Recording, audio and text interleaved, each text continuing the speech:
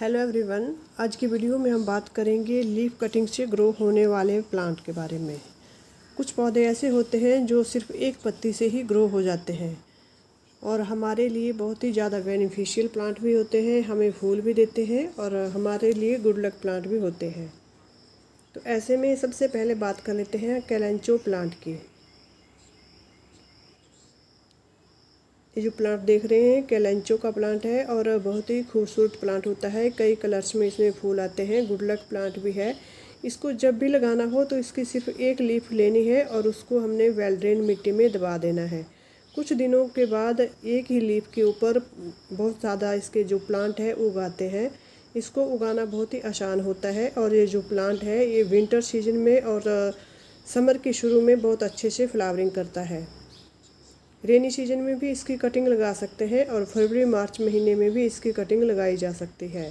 तो एक ही पत्ती से हम कई प्लांट इसके तैयार कर सकते हैं। ये जो प्लांट होता है बहुत महंगा प्लांट होता है, लेकिन इसमें जो फूल आते हैं भर भर के फूल देने वाला ये प्लांट है। तो बरसात के मौसम में भी इसकी कटिंग आसानी से लगाई जा सकती है। लीफ कटिंग से ग्रो होने वाले अगले प्लांट का नाम है स्नेक प्लांट।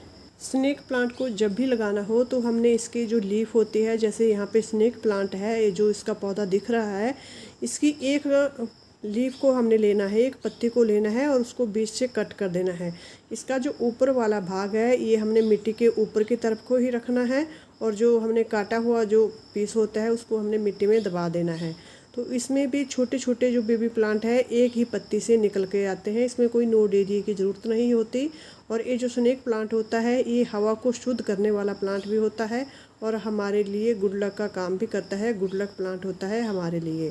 तो स्नेक प्लांट की कटिंग हम रेनी सीजन में लगा सकते हैं।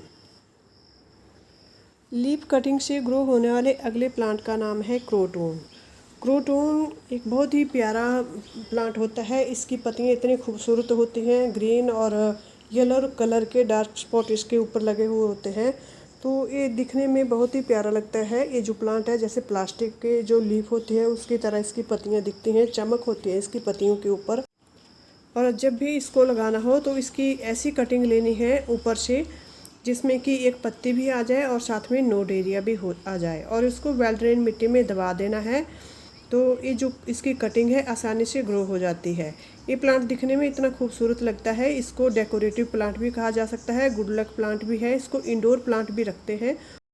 तो बरसात के मौसम में भी इसकी कटिंग लगाई जा सकती है और जैसे ही फरवरी मार्च शुरू होता है, हर प्लांट का ग्रोइंग पीरियड होता है, उसमें भी इस प्लांट की कटिंग लगाई जा सकती है। लीफ कटिंग से ग्रो होने वाले अगले प्लांट का नाम है जीजी प्लांट। ये प्लांट भी लगाना बहुत आसान होता है, गुड लक प्लांट भी है, इसके ऊपर फूल भी बहुत प्यारे खिलते हैं। तो जब भी इसको लगाना हो इसकी ऊपर से एक या दो लीफ लेनी है और उनके जिनके साथ नोड एरिया भी होना चाहिए और इसको वेल ड्रेन मिट्टी में दबा देना है। आसानी से ग्रो होने वाला प्लांट है, हमारे लिए गुड लक प्लांट भी है। इस प्लांट को हम इंडोर भी रखते हैं और आउटडोर भी रखते हैं। अगर बाहर ऐसी जगह पे रखना चाहिए जहाँ तेज़ धूप ना पड़े, इसको छनकर धूप मिले। तो जीजी प्लांट की कटिंग हम बरसात के मौसम में लगा सकते हैं। लीफ कटिंग से ग्रो होने वाले अगले प्लांट का नाम है रबड़ प्लांट।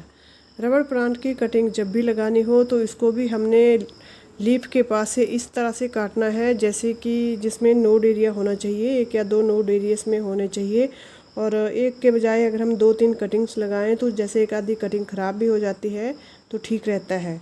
तो जब भी इसको लगाना हो तो वेल ड्रेन मिट्टी में इसकी लीफ एक कटिंग करनी है जिसमें नोड एरिया होना चाहिए और वेल ड्रेन मिट्टी में इसको दबा देना है।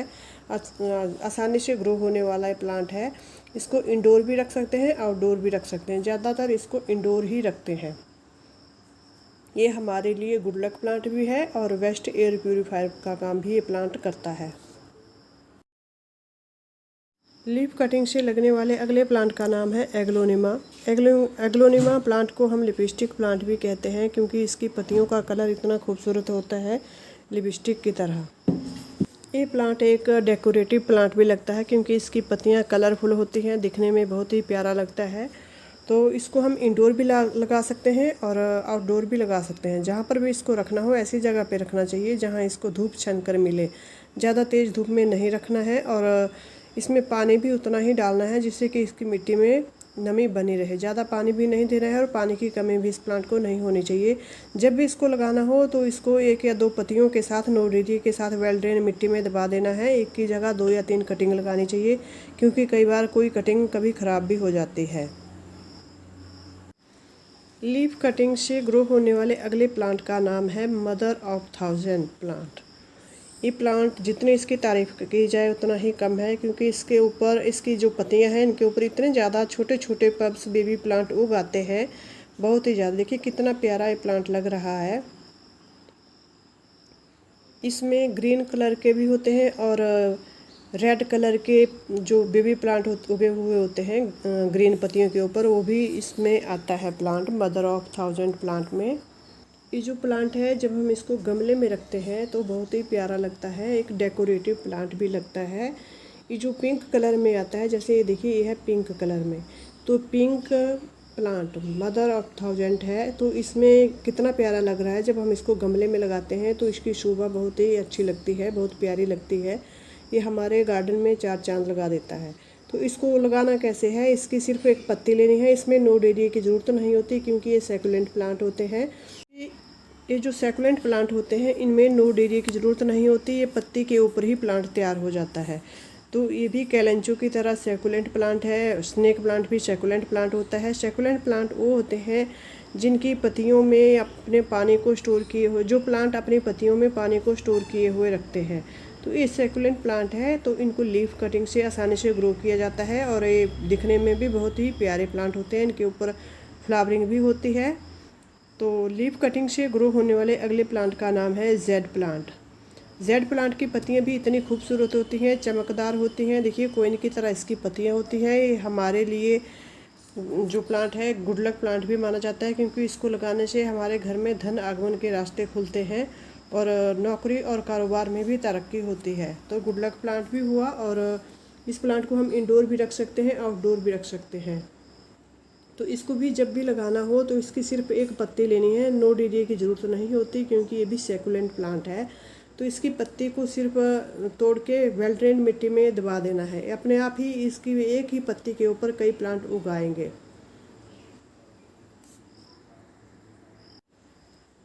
लीफ कटिंग से ग्रो होने वाले अगले प्लांट का नाम है मनी प्लांट।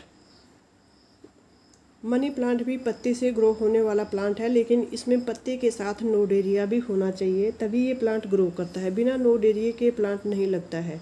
नोड एरिया हर पत्ती के पास, जो भी प्लांट होते हैं उनकी हर पत्ती के पास नोड एरिया होता है। तो नोड एरिया के थोड़ा नीचे से कटिंग लेनी है और उसको वेल ड्रेन मिट्टी में लगा देना है, तभी इनकी कटिंग आसानी से लग जाती है। ये जो मनी प्लांट होता है ये भी हमारे लिए धन आगमन के रास्ते खोलता है, और हमारे लिए गुड लक प्लांट भी है, वेस्ट एयर प्यूरीफायर प्लांट भी है। इसको भी जब भी लगाना हो इंडोर आउटडोर दोनों जगह पे लगा सकते हैं।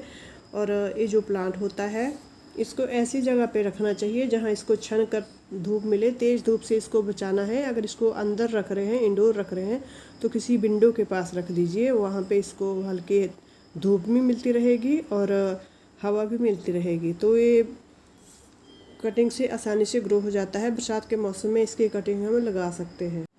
लीफ कटिंग से ग्रो होने वाले अगले प्लांट का नाम है पत्थर चट्टा। ये प्लांट जो है एक लीफ से ग्रो हो जाता है, जैसे ये भी एक सैकुलेंट प्लांट होता है। इसको भी जब भी लगाना हो तो इसकी सिर्फ एक पत्ती को मिट्टी में दबा देना है। जैसे यहाँ पे देखिए सैकुलेंट प्लांट में जितने भी प्लांट होते हैं इनको इस तरह से इनकी पत्ती के ऊपर ही बेबी प्लांट उगाते हैं। पत्थर चट्टा प्लांट एक मेडिसिनल प्लांट भी है। कहते हैं कि ये पथरी को ख़त्म कर देता है, लेकिन इसका हमें पता नहीं है। हमने सुना है कि पत्थर चट पत्ता जो होता है पथरी को कम कर देता है, उसको तोड़ के बाहर निकाल देता है। लीफ कटिंग से ग्रो होने वाले अगले प्लांट का नाम है एलोवेरा। एलोवेरा कई प्रकार में होती है, जैसे ये है देखिए बहुत ही प्यारी लग रही है, डेकोरेटिव एलोवेरा है। इसमें भी बहुत प्यारे फूल खिलते हैं, पिंक कलर के, रेड कलर के, इस तरह से। तो एलोवेरा को भी हम सिर्फ एक लीफ से ग्रो कर सकते हैं। एलोवेरा भी एक मेडिसिनल प्लांट है। इससे बहुत सारी दवाइयाँ बनती है और हमारे लिए उपयोगी भी बहुत ज़्यादा होती है। तो इसको जब भी लगाना हो तो सिर्फ एक पत्ती की कटिंग हमने वेल ड्रेन मिट्टी में दबा देनी है, उसी से छोटे छोटे बेबी प्लांट उगाते हैं। ये भी एक सैकुलेंट प्लांट है। कहा जाता है कि एलोवेरा का जो प्लांट होता है घर से नेगेटिव एनर्जी को दूर रखता है, पॉजिटिव एनर्जी घर में लाता है। तो ये जो प्लांट होता है हमारे लिए गुड लक प्लांट भी है और हमारे लिए जो नौकरी तरक्की कारोबार के रास्ते को भी खोलता है। तो एलोवेरा की कटिंग हमें बरसात के मौसम में लगा लेनी चाहिए। एलोवेरा हर घर में होना चाहिए।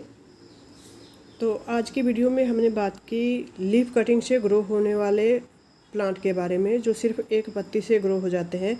इनमें जो सैकुलेंट प्लांट होते हैं इनको नोड एरिया की ज़रूरत नहीं होती, ये सिर्फ पत्ती से ही ग्रो हो जाते हैं। और कुछ प्लांट में नोड एरिया होने चाहिए, जैसे मनी प्लांट, एग्लोनिमा, क्रोटोन और जीजी प्लांट जो होते हैं इनमें नोड एरिया होना चाहिए, तभी ये प्लांट ग्रो करते हैं।